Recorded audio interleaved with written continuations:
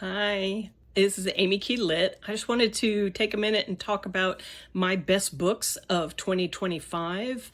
And they range, I've got four that I gave 5 stars. They range from cozy horror to dark academia to dystopian horror. And it's been a dark year for reading, but good dark for me. So let's get into it. Let's talk about them. First up is Witchcraft for Wayward Girls by Grady Hendrix, one of my favorite authors. I read this book back in January, and this is cozy horror, but it's also furious. The story's set in the 70s, a year or two before Roe v. Wade. The Roe v. Wade case is decided by the Supreme Court, and this book follows teenage unwed mothers sent away to hide their pregnancies, and then witches enter the picture. This book is about female power, feminine rage, and survival under the patriarchy. And I have to say it, Grady Hendrix writes women like nobody's business. Damn, can he write women.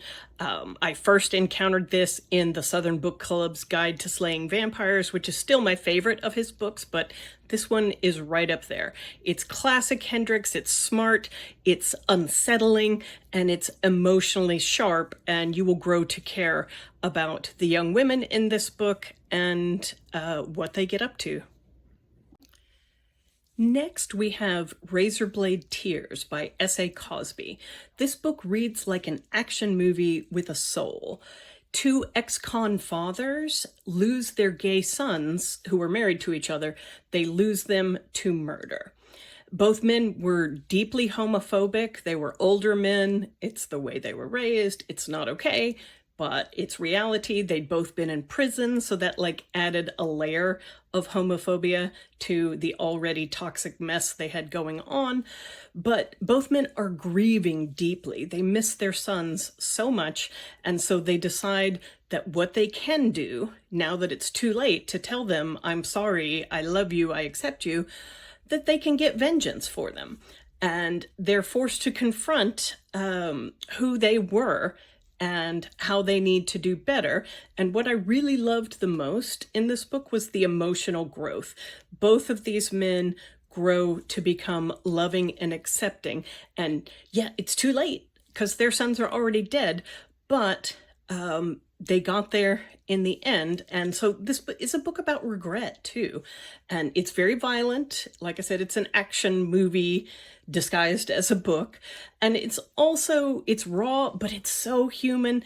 And we have those action movie quips, those funny one-liners that you get in an action movie. And my favorite is when they're both standing on someone's porch trying to get let in, and she looks at them both and says, "Look, Pappy, you and Discount Sam Elliott need to get off my porch."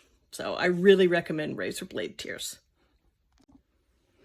Next, we have Play Nice by Rachel Harrison. I love Rachel Harrison. I got to see her talk about this book and answer questions about this book at Half Price Books. She signed my book, and the inscription says, "Amy, remember, you don't always have to play nice," because this is cozy horror. It is feminist horror, although she hates it when we say that, because she's like, because I'm a woman, everybody says this is cozy horror or pink horror or feminist horror. She's like, I write horror just like the big boys. And she does. There are scary parts to this book. This is a book about a demon-possessed house.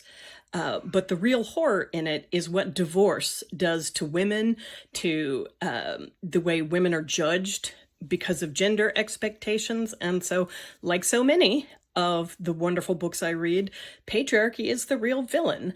A woman who behaves in an unanticipated way is crazy.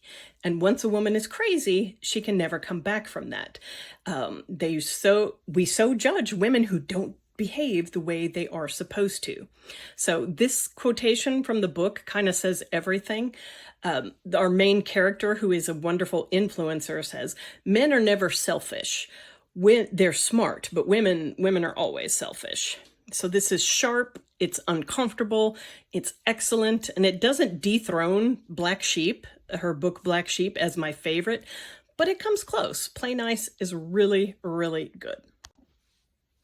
And the fourth best book, 5-star read for me from 2025 is one that I just finished a few days ago, and that is King Sorrow by Joe Hill. This book is worth all 877 pages in the hardback. I can't think of how you would cut anything. It is dark academia. It is a Faustian tale. 6 college kids make a deal with a dragon, and shockingly, it doesn't go well. Dragons are tricksy. Joe Hill was really inspired by Smaug, by the dragon from The Hobbit, who is one of his first memorable characters. And so he always wanted to write a dragon book, and he did. And it's a masterpiece.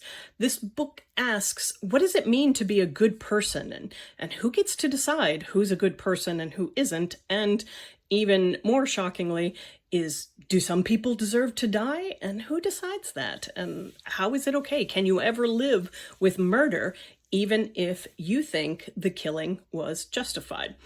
So Joe Hill uses dragons the right way. Dragons are called worms, snakes, and every global culture has some kind of snakes are evil mythology. And he really leans into the snakiness of our titular dragon, King Sorrow. He's got a forked tongue, scales. He is he's funny. He's almost a likable character, but he really is the embodiment of evil.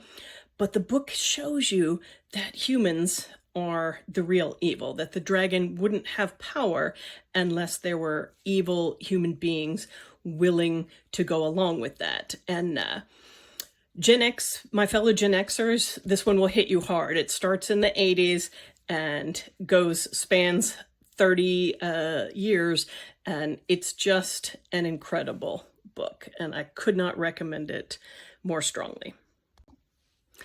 So those are my best books of 2025. They all got 5 stars from me.